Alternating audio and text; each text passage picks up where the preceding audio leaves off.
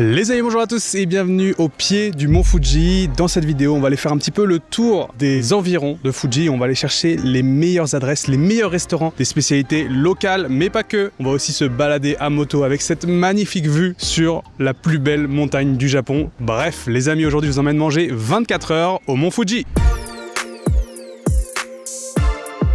Dans cette vidéo, on va être aux alentours de Fuji. En fait, on va faire le tour. Il y a plein de petites villes qui sont tout autour du mont. Il y a des spots un petit peu touristiques, donc qui dit touriste dit beaucoup de restaurants. Et j'ai trouvé pour vous une compilation des meilleures adresses. Et on commence ici ce matin pour aller boire un café à une adresse qui s'appelle...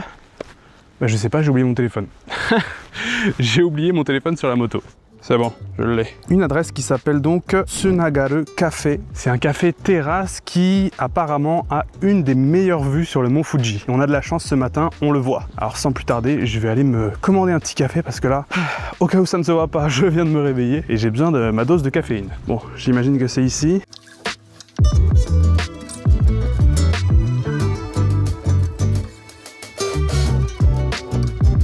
Les amis, regardez-moi cette vue imprenable sur le mont Fuji. On est un petit peu en hauteur, j'ai dû gravir une petite route un petit peu sinueuse avec la moto pour arriver jusqu'ici. On arrive sur une terrasse. J'ai l'impression que c'est un petit peu un camping hôtel. Je vois des bungalows, il y a une réception et tout derrière moi, il y a plein de petites plateformes qui s'appellent des terrasses où tu peux venir boire ton café, manger le midi parce qu'il y a un petit menu du midi également. Malheureusement, moi je voulais goûter leur spécialité. Ils avaient une gelée en forme de mont Fuji, mais malheureusement, ils ne font plus ce menu. Donc j'ai dû prendre seulement un café, petit ice americano pour commencer la journée.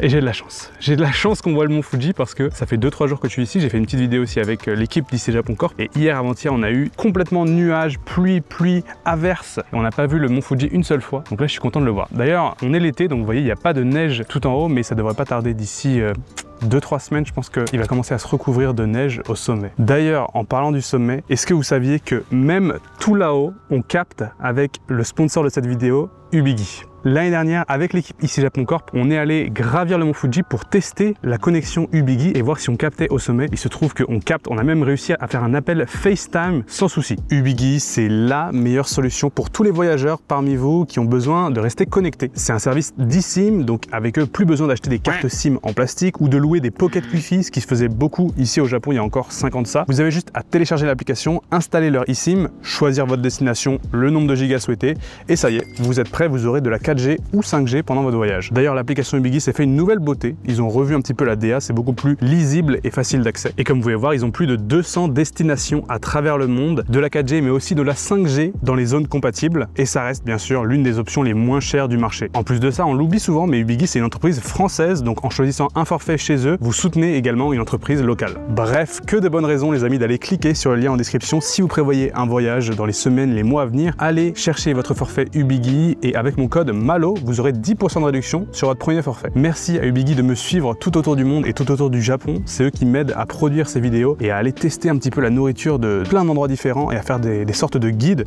Donc un grand merci à eux, merci à vous. Et nous, on va pouvoir enfin tester ce petit ice americano. Je suis curieux et j'ai envie de savoir s'il va surpasser tous les autres cafés que j'ai eu au Japon parce que si vous êtes au courant, je suis souvent déçu par les cafés ici et j'espère que ça va être différent aujourd'hui. En tout cas, ils avaient tout le matos, hein. La machine italienne, dernier cri, le truc pour moudre les grains de café, bref, la totale. Allez les amis, à la vôtre. Oh, ouh, oh, il est bon, il est même délicieux. Je me permets, j'utilise le terme délicieux. Oh, il est fort, il a ce goût un petit peu amer du café, mais moi j'aime bien, surtout le matin, comme ça j'aime bien avoir un café un peu fort. En plus, bon, là je vous raconte un petit peu ma vie, mais ces derniers temps j'ai réduit ma consommation de café, je ne bois plus qu'un seul café par jour, donc là ça va être mon café de la journée, je vais le déguster avec cette vue, mais franchement royale. J'ai même vu sur le lac juste à côté, vous avez des bateaux qui passent, et on le dit rarement, mais Fuji c'est bien sûr une montagne avec rien d'autre autour, mais si on tourne un petit peu le regard et qu'on regarde à 360 degrés, les chaînes de montagnes qui sont aux alentours sont aussi magnifiques, et là en plus on est sur la fin de l'été, fin septembre, on commence tout juste à avoir des petites couleurs. Je pense que d'ici un mois ou deux, on va avoir les couleurs d'automne, ce sera magnifique. Il faut aussi que je fasse des road trips et des voyages à ce moment-là parce que je pense qu'on aura des très belles images.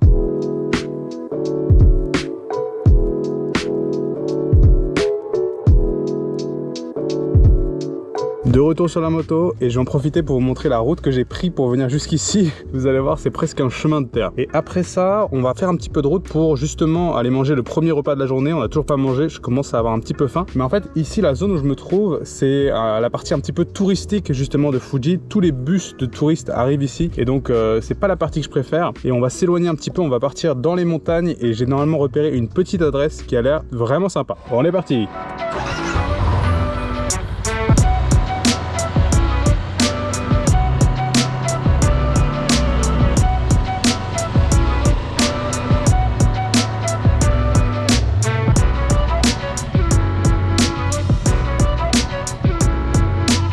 Petit arrêt en route, je me trouve à un lac qui s'appelle le lac Shoji. Et regardez la vue qu'on a d'ici. Directement vue sur le mont Fuji. Avec devant, on voit un autre petit volcan qui est en fait collé au mont Fuji. On voit pas souvent. En fait, cet angle de vue, on le voit très rarement parce que c'est de l'autre côté. C'est là où les gens viennent un peu moins. Et ce qui est très sympa, c'est qu'on peut se garer comme ça sur la plage. J'ai posé la moto et j'ai fait quelques photos. Comme ça, j'ai la belle photo avec ma moto et le mont Fuji. C'est très joli. La plage s'appelle Tatego Hama. Si jamais vous êtes dans le coin, je vous conseille. Il y a une super vue du mont Fuji. Bon, maintenant je commence vraiment à avoir faim, donc je vous propose qu'on aille enfin au premier restaurant. C'est la première fois qu'on fait une vidéo manger 24 heures quelque part et qu'on mange pas. Ça n'a aucun sens.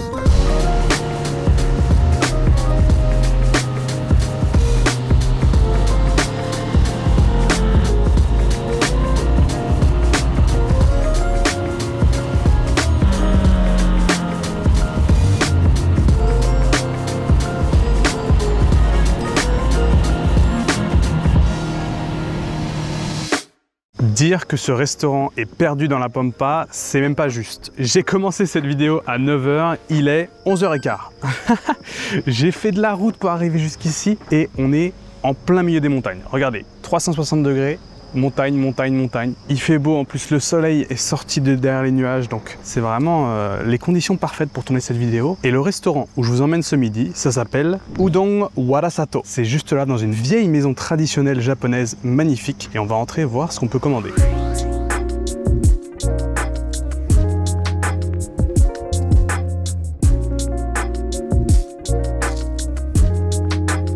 Les amis, bienvenue dans le restaurant Udon Warasato. Je me suis installé dans une des tables un petit peu traditionnelles où il faut enlever ses chaussures. Je suis assis sur un tatami. À côté de moi, il y a les vitres avec un effet de lumière hyper joli. Vous voyez, comme je vous le disais, dans une vieille maison traditionnelle japonaise. Et ici, on sert des udon, comme son nom l'indique. Et j'ai choisi la variété udon zanmai. Et en fait, c'est un assortiment de udon. D'ailleurs, les udon, je pense que c'est un de mes plats japonais préférés. Bien sûr, il y a les ramen. Je dis toujours les ramen, les ramen, les ramen. Oui, mais si je devais choisir un plat à manger tous les jours jusqu'à la fin de ma vie, je pense que ce serait les udon. C'est simple, c'est bon, c'est équilibré, on peut rajouter plein de choses par-dessus et aussi on peut les manger de différentes façons. Et là, c'est l'exemple parfait. On m'a servi 3 bols de udon différents, un bol chaud et 2 bols froids. On a ici les kake udon servis dans un bouillon un petit peu chaud. Ensuite, on a les bukake udon avec le petit citron et les graines de sésame. Et donc en fait, dans celui-là, on va venir ajouter de la sauce qu'on vient mettre comme ça, hop là, sur le bol de udon pour lui donner un petit peu de goût. Et enfin, le dernier, ce sont les zaru udon qui sont juste des udon toutes seules et qu'on va venir tremper encore une fois dans une autre sauce soja. Vous voyez, il y a plein de petites façons différentes de déguster ce plat et elles apportent tous une qualité un peu différente justement. Et sur le côté, j'ai pris avec ça un set de tempura, fameuse friture japonaise que j'adore. Et donc là, on a vraiment un festin devant nous. Les amis, pour cette vidéo et pour ce repas, bon appétit, itadakimasu. On va commencer par goûter le bol de udon chaud parce que j'ai peur que ça se refroidisse. Vraiment, les udon au Japon, c'est un des plats les plus sous-cotés. C'est toujours bon. En fait, les udon, c'est vraiment les nouilles les plus simples. C'est juste de la farine, de l'eau et un petit peu de sel. C'est pas comme des pâtes. On met pas d'œuf dans la préparation de ces nouilles. Et ça leur donne une texture vraiment très rebondissante. Elles sont aussi assez épaisses, comme vous pouvez voir. Et là, elles ont pas un goût très prononcé, mais c'est juste qu'il faut un petit peu de mâche. Le bouillon qui est léger. Un goût très légèrement poissonneux, j'adore. On va tout de suite enchaîner avec les zaru udon, qui sont des nouilles en fait qu'on vient tremper dans ce petit bouillon là. Et là, on aspire à la japonaise le slurp. C'est vraiment frais. Un repas comme ça pour l'été, c'est parfait. Bah, c'est servi froid, je vous ai dit. Et avec la sauce et tout ça, vraiment, c'est rafraîchissant. Vous voyez, même dans le dernier bol de udon, j'ai même un morceau de citron qu'on va venir, hop, mettre un petit peu, j'en ai foutu partout. Et on va voir cette troisième et dernière variété de udon. Au milieu, c'est servi avec des... Je sais plus comment ça s'appelle ça. Je crois que c'est du radis blanc en purée. Je suis pas fan de ce truc là, mais je crois que la sauce est un petit peu différente. Délicieux. Ça se ressemble un petit peu, c'est vraiment légèrement différent, c'est la sauce en fait qui change à chaque fois et ça permet vraiment de découvrir 2-3 spécialités différentes. Apparemment, ce sont des udon de Kagawa. C'est sur l'île de Shikoku, un endroit qui est pas très connu. Ça s'appelle les Sanuki Udon. Bon, les udon, c'est vraiment la base d'un repas, mais en général, on rajoute toujours quelque chose par-dessus, que ce soit un œuf, de la viande et ici des tempura. Si vous avez jamais vu ça, je vous assure, c'est un de mes trucs préférés aussi au Japon. Je sais que je dis ça de tous les plats japonais, mais vous avez compris que j'adore la bouffe japonaise et ça, c'est la friture la plus divine qui existe. C'est léger, c'est aéré, c'est croquant et à l'intérieur, ils mettent des légumes souvent. Ça se trempe un petit peu dans du sel parce que c'est pas assaisonné de base et ça, c'est un de mes préférés, c'est au potiron, potimarron, un des deux. Autant les udon, c'est toujours bon, mais le niveau est toujours, vous voyez, moyen quoi. Il n'y a pas des udon exceptionnels, des udon désastreuses. C'est toujours bon plus. Les tempura, il y a vraiment différentes échelles et celles-là, elles sont incroyables. Ça se mange comme ça, sans sel. Je ne sais pas comment il faut me faire une friture légère. Alors oui, ça reste gras, mais t'as vraiment ce goût léger en bouche, croustillant, délicat, doux. J'adore ça. Une des tempura les plus connues, tempura crevette. D'ailleurs, la taille de la crevette, hein. C'est plutôt des gambas.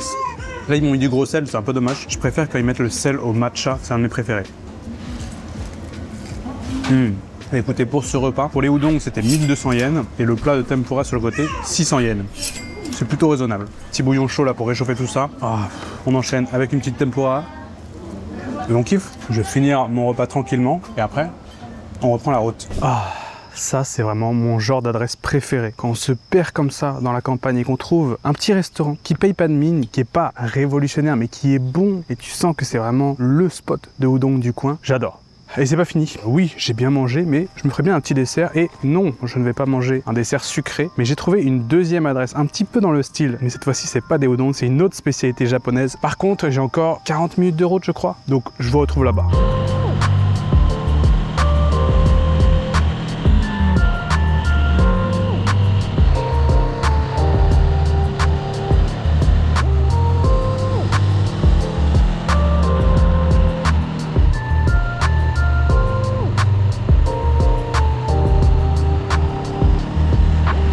S'il y a un truc pour lequel je suis devenu plutôt bon au Japon après toutes ces années à tourner des vidéos, c'est trouver des bonnes adresses à la campagne. On a ici un petit restaurant de sushi en bord de route dans un village qui ne doit pas compter plus de 200 habitants. Vraiment tout petit, extrêmement bien noté. Assez peu de notes, mais en voyant les photos, ça m'a l'air d'être une très bonne adresse.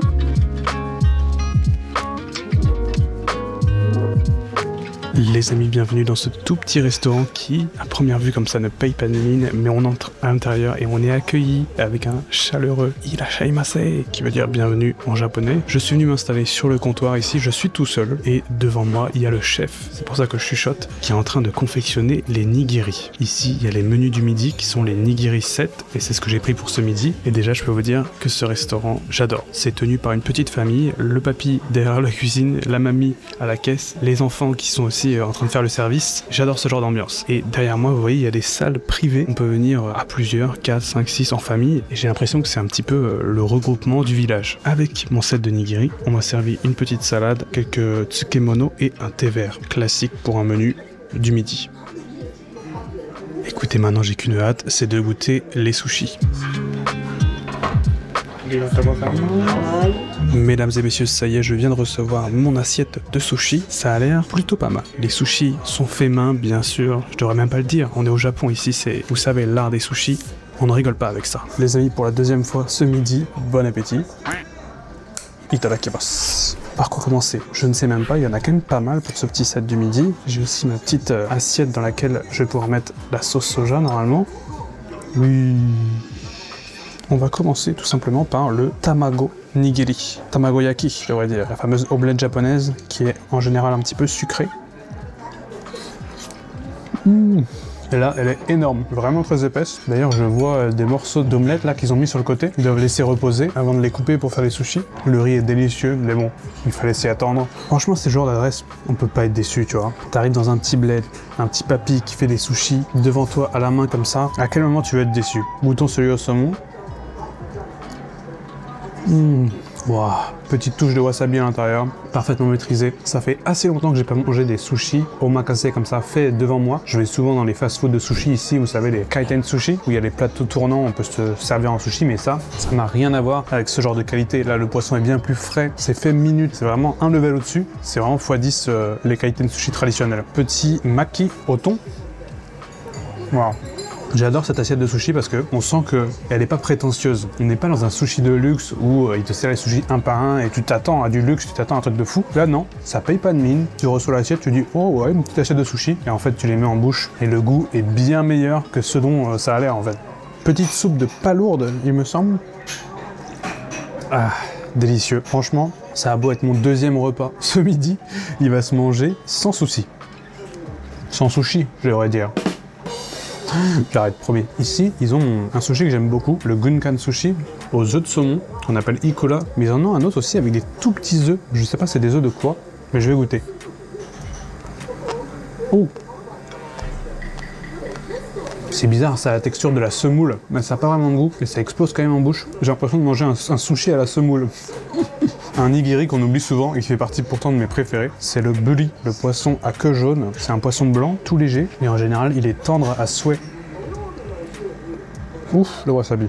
Petite touche de wasabi à l'intérieur, parfaitement maîtrisée. Ah oui, là ça arrache. Là, il a dérapé, le chef.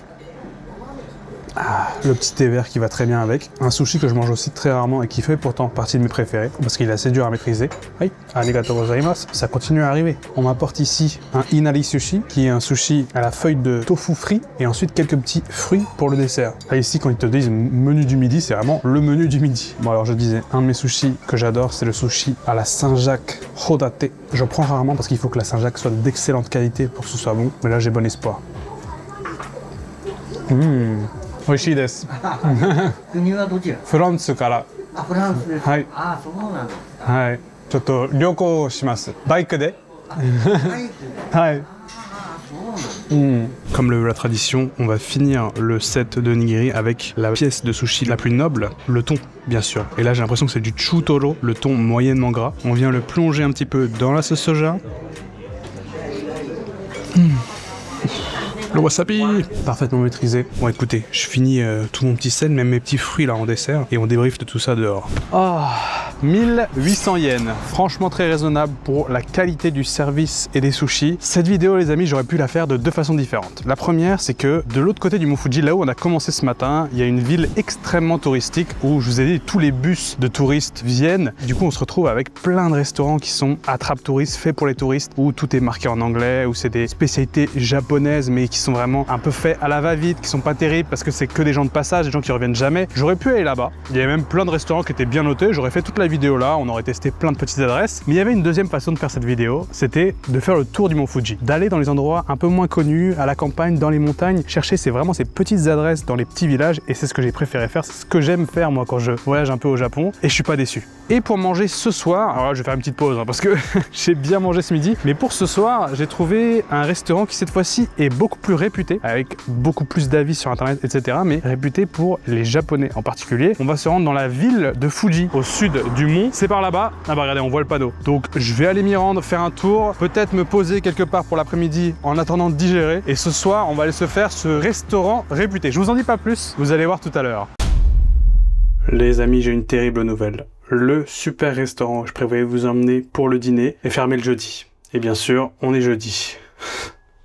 Je vérifie presque tout le temps, normalement, que le restaurant soit ouvert avant d'y aller. Et je ne sais pas pourquoi j'avais pas vu que celui-là était fermé aujourd'hui. Heureusement, il se trouve que j'ai encore d'autres trucs à faire dans le coin, donc j'ai pris une chambre d'hôtel et j'irai demain matin, ça va à 10h45. Donc voilà, on va se finir cette vidéo demain. En attendant, voilà, je suis arrivé à l'hôtel. C'est un hôtel Route Inn. C'est des hôtels qu'on trouve un petit peu partout en bord de route au Japon. Et je reste souvent dans ce genre d'hôtel parce que c'est hyper pratique, pas cher. C'est tout ce qu'on veut d'un hôtel en fait. Donc je passe une bonne nuit ici. Je vous fais un petit tour rapidement. On a un lit double. De toute façon, c'est toujours la même chose. Il y en a vraiment, je vous dis, partout dans le Japon, et à chaque fois, la chambre ressemble exactement à la même chose. Ici, petit espace canapé, bureau, une télé, de quoi ranger ses affaires, et bien sûr, comme d'habitude, vous commencez à connaître la salle de bain One Block, avec les toilettes Toto. Voilà, c'est vraiment rien d'exceptionnel, mais ça ne coûte que 7500 yens la nuit. franchement raisonnable. C'est un peu les Formule 1 qu'on a en France, donc la version japonaise du Formule 1. Et il y a le petit déjeuner inclus tous les matins. Je vais pas en profiter du coup demain parce qu'on va aller au restaurant dont je vous parlais. Mais voilà. Où est-ce que je vais passer la nuit? J'ai un petit peu de boulot à faire, donc je vais m'installer ici. Il y a un onsen aussi dans celui-là. Très stylé, je vais peut-être en aller profiter tout à l'heure. Allez, à plus. Les amis, good morning, bon matin. Il est présentement 11 h. Je me trouve toujours dans la ville de Fuji. D'ailleurs, j'ai vu sur le mont Fuji, il est un petit peu d'humeur sombre aujourd'hui. Ouais. Mais c'est pas pour ça qu'on est là. Vous savez, ce matin, c'est pour aller tester ce restaurant derrière moi qui s'appelle Sawayaka Fuji. C'est sûrement le restaurant le plus réputé de tout Fuji. Il y a 3659 avis pour 4,4 étoiles. Et c'est un restaurant de hamburger japonais. Ce sont les fameux steaks hachés, spécialité japonaise qu'on trouve un petit peu partout dans le pays. Mais ce restaurant derrière moi a l'air mythique. Apparemment, il y a toute une façon dont ils préparent le hamburger, ils te le servent. On va avoir une expérience assez particulière, assez sympa. Je suis arrivé ici dès l'ouverture parce que apparemment, il peut y avoir jusqu'à 120 minutes d'attente dans ce restaurant. Et là, je suis sur le parking. Il est plein. Il y a à peu près 70 voitures qui sont là et qui attendent pour aller manger. Heureusement, je suis allé prendre mon ticket. En fait, en arrivant, on te donne un ticket et on te dit à peu près combien de temps d'attente il y avait. Et moi, ce matin, j'avais 30 minutes. Donc ça va. C'est très raisonnable, sachant que là, il me reste 14 minutes d'attente. J'ai hâte de voir ce que ça va donner. Ça va être le petit-déj pour moi. Je commence à avoir faim, donc c'est parfait. Je me suis pris un petit café en attendant. J'attends qu'on m'appelle et on y va.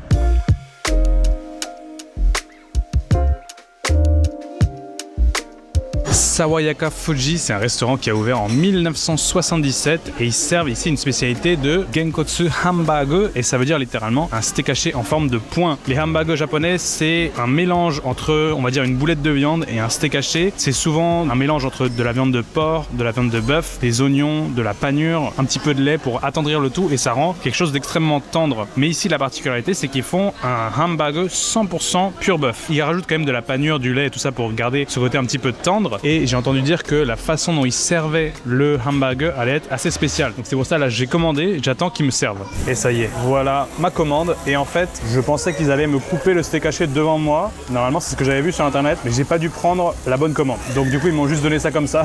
Malgré le fait qu'ils me l'ont pas apporté comme je pensais, ça a l'air quand même délicieux. Le menu principal, c'est ce steak haché, cette boulette de viande. Et j'ai lu sur internet que c'était en fait cuit au charbon, grillé comme ça sur une espèce de, comme du barbecue. Et c'est ce qui donne cet aspect un petit peu grillé sur le dessus et un petit peu caramélisé même, sauf qu'à l'intérieur ça reste presque cru. La viande est encore extrêmement saignante et c'est servi sur une plaque très chaude pour pouvoir venir cuire comme ça, finir la cuisson sur la plancha. Moi, vous voyez, j'ai pas pris que ça, j'ai aussi pris un beef stew, un espèce de ragoût de bœuf sur le côté parce que je voulais goûter. Je me suis dit c'était dommage de tester qu'un seul plat. Et bien sûr, ça vient en accompagnement avec du riz comme d'habitude et une petite soupe que je vais goûter sans plus tarder. Les amis, pour ce repas, bon appétit, itadakimasu. Petite soupe vraiment bonne, légèrement poivrée avec carottes, oignons, ciboulette, petite réduction de bœuf je crois. Une petite soupe un peu légère, assez délicieuse. Regardez-moi ça, encore fumant, un petit peu saignant, j'ai fini légèrement la cuisson. Oh là, il y a un enfant qui est pas content. Allez, on va goûter, voyons voir. L'odeur est intéressante.